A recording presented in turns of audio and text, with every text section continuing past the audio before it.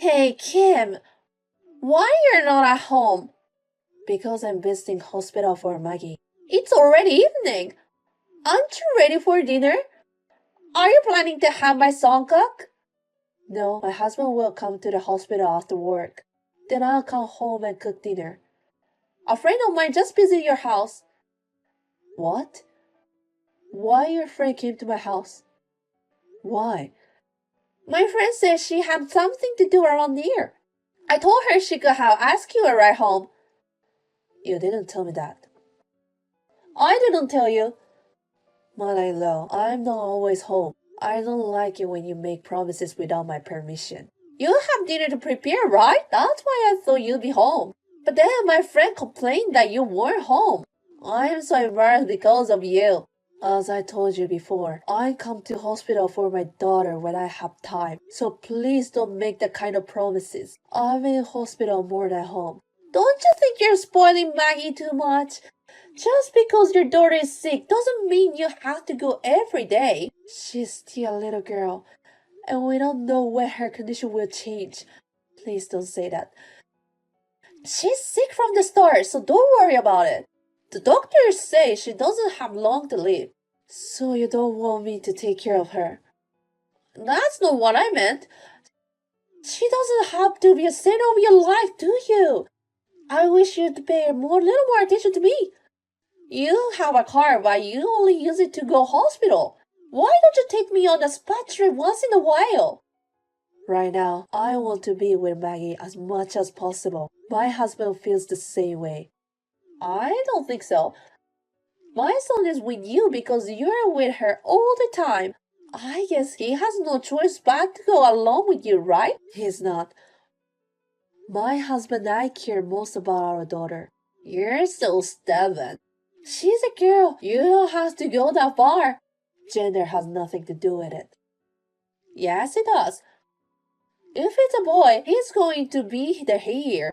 I'm hoping to have a big grandchild soon. I'm sorry, but I can't think about that right now. Now, if you excuse me, I have to support Maggie's meal. Hey, I'm not done yet. I want to go to an outlet mall with my friends next time. Please take us there. You couldn't do it today, so why not? As I told you, I can't do it. Please take the bus or train. I'm not going to leave her now. Hey, listen to me. Next time a singer or support is coming to the next town, she's going to give a concert at a commercial facility. Will you take me there? Mother-in-law, my husband told you about Maggie's condition, didn't he? Yes, she's in a critical condition, right? Then how can you ask me to do such a thing? It doesn't matter. It's next week. I'm not asking you to take me there right now. Even so, I don't think this is the right time to say it. Then when should I tell you? You've been told many times in the past that Maggie was in danger. She'll be okay in a couple of days anyway. Right now, we don't know if she can make it or not. That's enough. What? Why should I get accused? Because this is not a time to talk about it. My husband and I have been staying at the hospital for the past few days. I don't know anything about that. It's none of my business. She's your grandson too.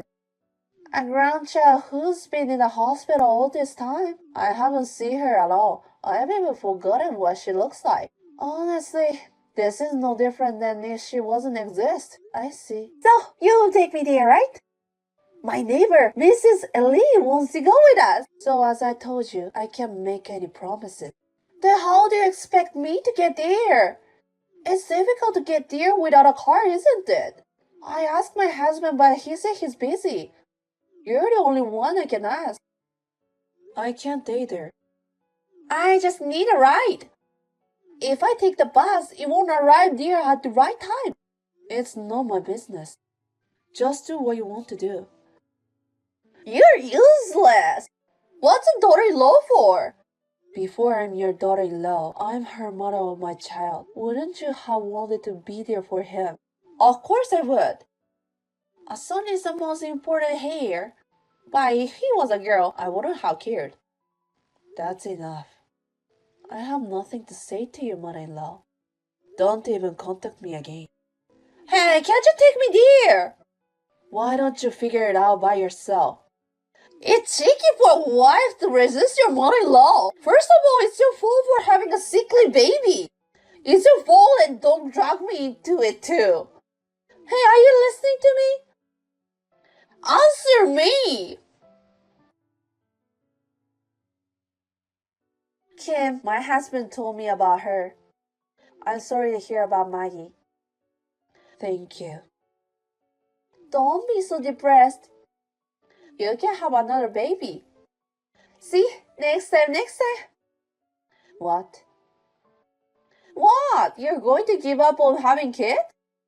You haven't had a boy yet. I can't think like that now. Maggie just passed away, you know. I understand that. That's why I'm cheering you up, right? I think what you just said horrible. Anyway, after the funeral, make a boy as soon as you can. That's all you can do. I told you, the funeral isn't even over yet. That's why I said make it after the funeral. I didn't say now. It's the same thing. I don't like it. Everyone's in a wake mood. It's so depressing. I'm not going to the funeral cremation. It's too much hassle and I don't want to go there anymore. I see. I understand how mother-in-law thinks. If you don't want to, you don't have to come to the funeral. It's been really hard these past few years because of Maggie. My husband and son are always talking about her. You were always with her and never listened to me at all. Nothing good happened at all. But now that Maggie is gone, now you listen to what I'm asking, right? Excuse me, I have to prepare for the wake. Wait a minute. What do you want?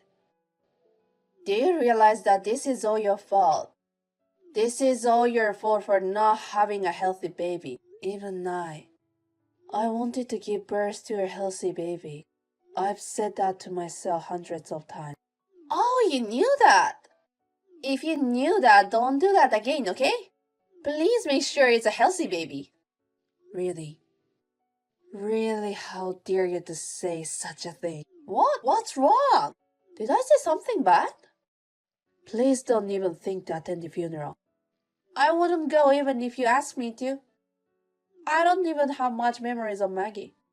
Besides the singer's concert tomorrow, Mr. Lee's son's wife taking me to the concert. So I have to get ready and get a good night's sleep. She's so different from some wives. She really helped me out. Kim, it's been a while. Yes. Oh, you can't even say hello anymore. Are you still depressed? It's already been a month since funeral.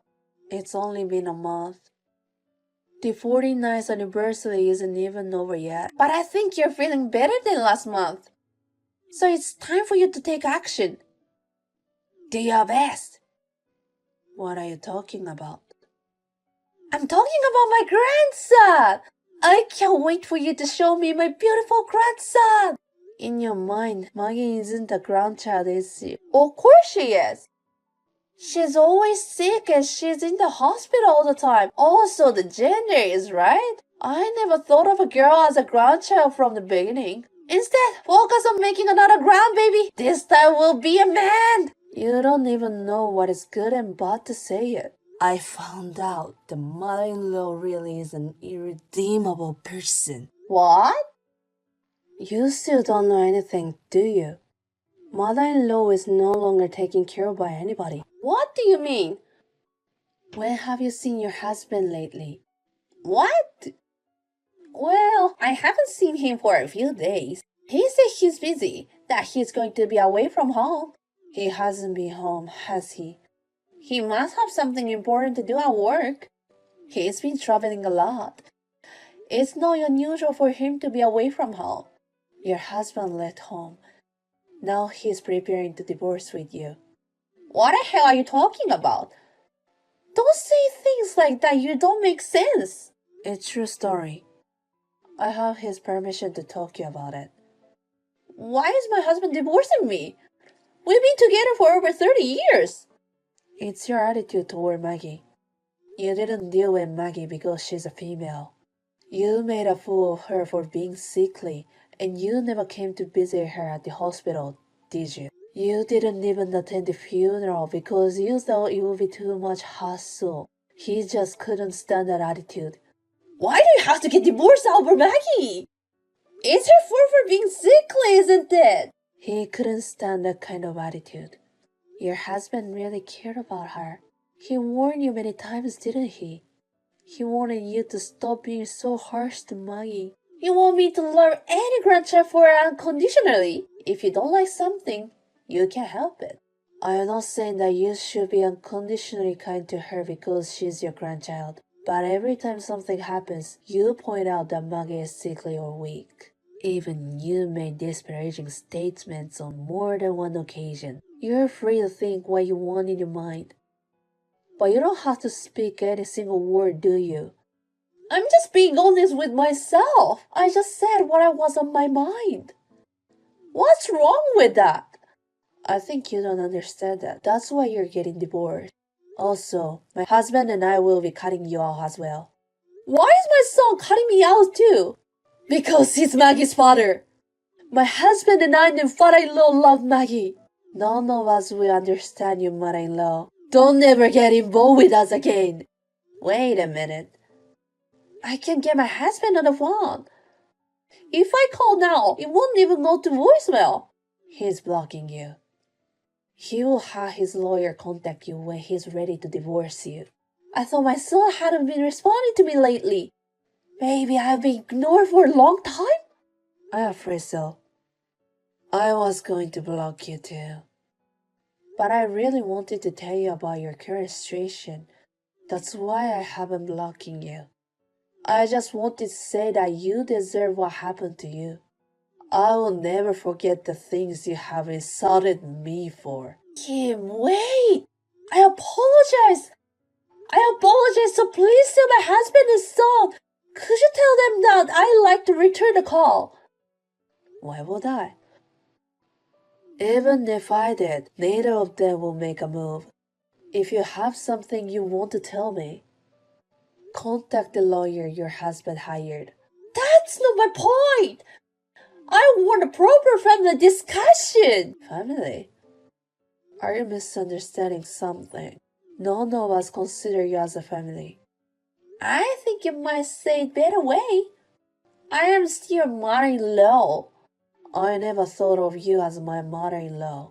What?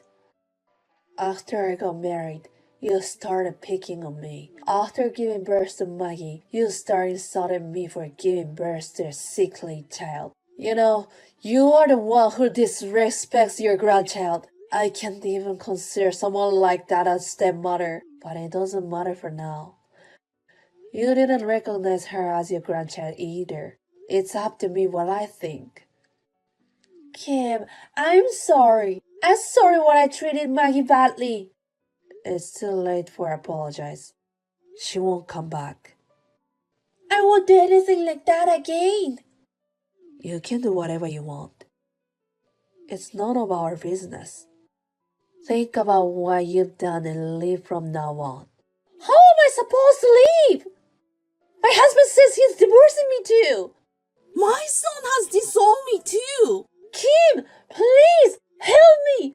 I'll do anything. If you do anything, just forget about us. We will never help you. You're nothing to us.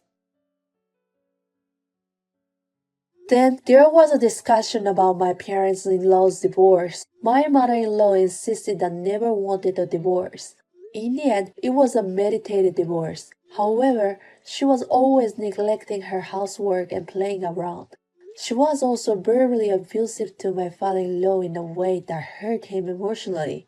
In the end, it was decided that my mother-in-law had a problem. My father-in-law's claim was accepted, and we were able to get a divorce. Currently, my mother-in-law is living alone in the house.